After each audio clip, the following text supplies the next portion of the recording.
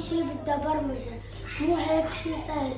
لازم برمجة ولازم تحط سرعة، تحط دقايق وتحط مش عارف شو ولازم دائما البرمجة تكون صحيحة. وعشان تصير مبرمج حلو لازم تتعلم مرة وتغلط وترجع تصحح الغلط، وكل شيء راح يصير معك حلو. في بالعالم علماء كتير ومبرمجين كتير.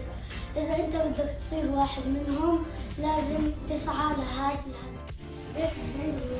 Hallo, ik ben Rosalie. Ik ben Christine. Wij gaan vandaag laten zien wat we hebben over robots geleerd. We hebben over robots geleerd hoe robots gaan lopen.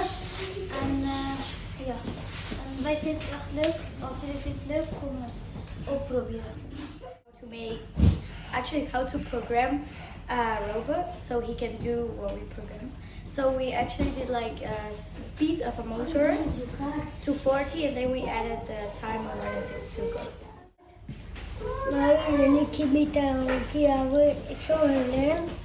Qui sont les